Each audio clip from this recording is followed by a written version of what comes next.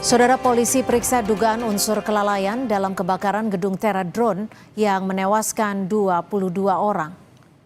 Polisi memeriksa 2 saksi kunci dari pihak manajemen gedung Terra Drone untuk mengusut dugaan kelalaian dalam peristiwa kebakaran yang menewaskan 22 orang.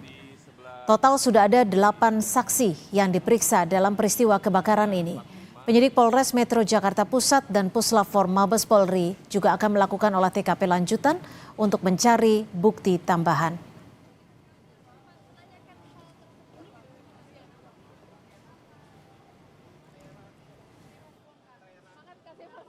Hari ini rencana ada 2 orang saksi kunci lagi yang akan kami periksa, termasuk dari pihak manajemen. Tentunya kami berharap bahwa pemeriksaan ini bisa membuat terang, dan kami masih melaksanakan penyelidikan untuk menemukan apakah ada pidana atau karena kelalaiannya yang menyebabkan korban begitu banyak. Polisi kembali melakukan olah tempat kejadian perkara di gedung Terra Drone Jakarta Pusat.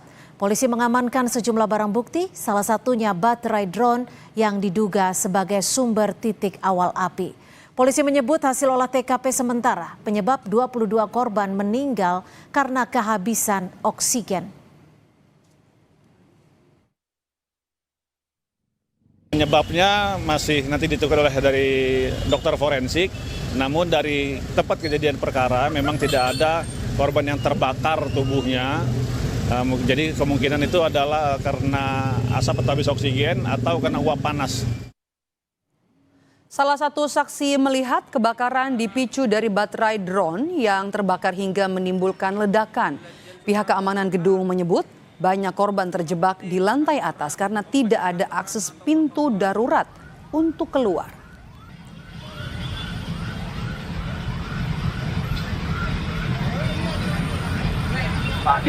Oh, api baru muncul, nggak langsung ledak. Oh, api dulu.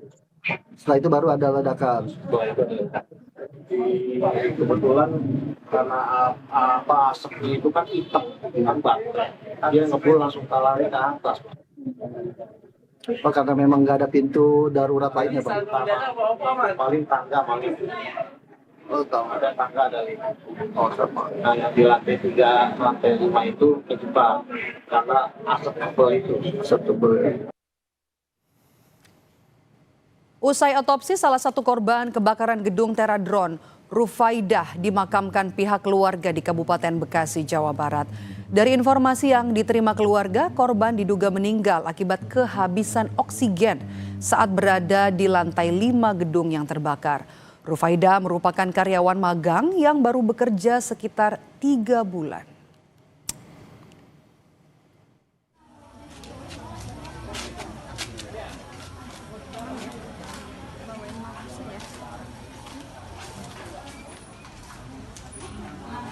Dikasih keterangan itu 90%-nya oksigen, kurang oksigen. Tapi ada luka, Pak? Karena kurang oksigen ini kan, kemudian kondisinya juga udah panik. Jadi ada tambah suhu ruang kan tinggi, ada luka. Menteri Dalam Negeri Mendagri Tito Karnavian mendatangi dan juga memeriksa gedung Terra Drone yang terbakar di kawasan Kemayoran, Jakarta Pusat. Tito menyebut Kemendagri akan menugaskan bagian Inspektorat Jenderal untuk mengecek kelengkapan persetujuan bangunan gedung dan terutama terkait sertifikat layak fungsi. Tito menjelaskan dan mengakui kehadirannya atas arahan Menteri Sekretaris Negara Prasetyo Hadi.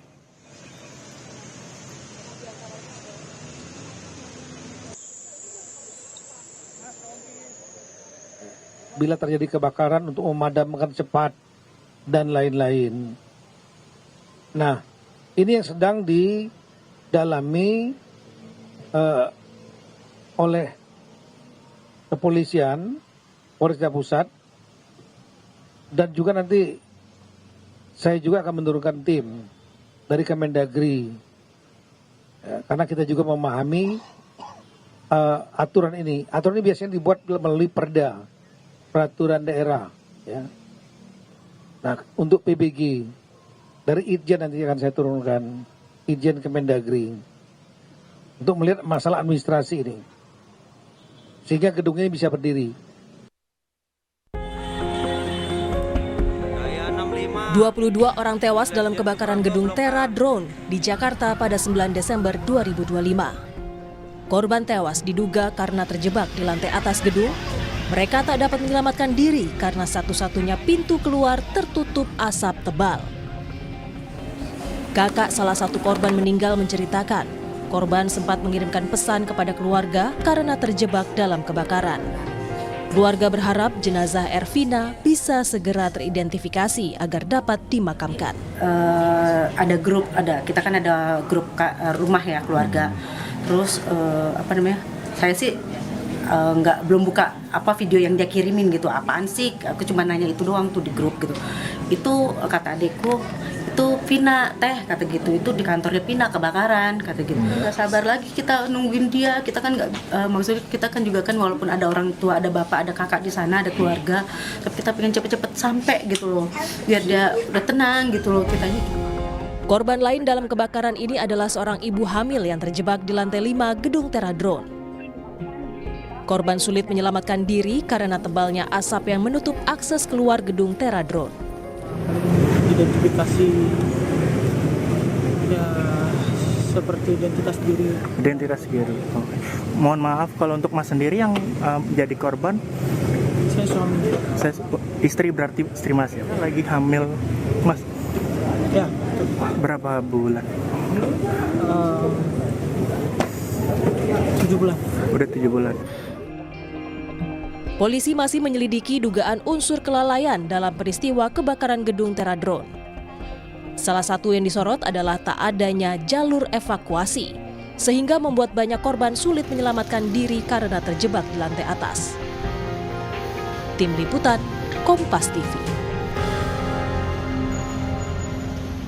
Perkembangan proses identifikasi 22 korban meninggal dalam insiden kebakaran gedung Tera Drone kita tanyakan kepada jurnalis Kompas TV ada Ariel Wiranata dan juga juru kamera Bondan Wicaksono. Ariel, apakah seluruh korban kebakaran sudah bisa diidentifikasi sampai dengan sore ini?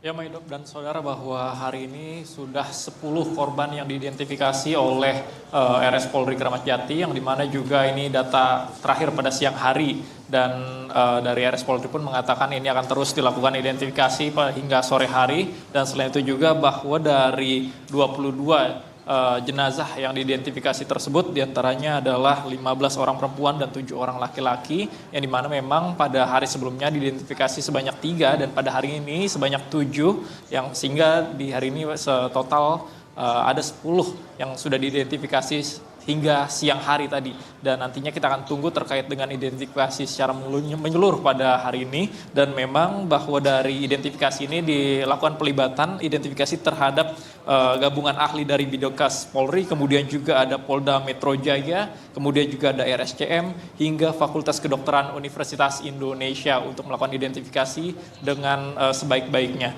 Dan selain itu juga bahwa dari korban yang sudah diidentifikasi jenazahnya sudah diserahkan kepada keluarga, yang dimana dari RS Polri menyerahkan terlebih dahulu kepada penyelidik, kemudian dari penyelidik menyerahkan kepada keluarga. Dan selain itu juga bahwa memang dugaan awal dari penyebab kematian korban yang sebanyak 22 tersebut, yang dimana informasi yang awal dugaan tersebut karena menghirup gas karbon dioksida atau CO2 yang terjadi pada saat kebakaran pada hari lalu. Dan selain itu juga bahwa memang proses ini melibatkan mulai dari antemortem lalu juga postmortem dengan melakukan kecocokan pada sidik jari, gigi hingga catatan medis. Dan selain itu juga bahwa memang informasi yang kami terima bahwa hingga saat ini juga sudah disiapkan tim trauma healing untuk memberikan kepada keluarga korban dan korban yang selamat. Dan memang penyebab kebakaran hingga saat ini masih dilakukan pendalaman oleh Puslapor. Maido. Oke. Ini menarik ya Ariel, di kala masih jalannya penyelidikan kemudian juga proses identifikasi, Menteri Dalam Negeri turun langsung untuk mengecek soal sertifikat kelayakan dari gedung Teradron yang terbakar di kawasan Kemayoran kemarin. Apa kemudian aktivitas yang dimiliki atau yang biasa ditangani oleh Teradron ini?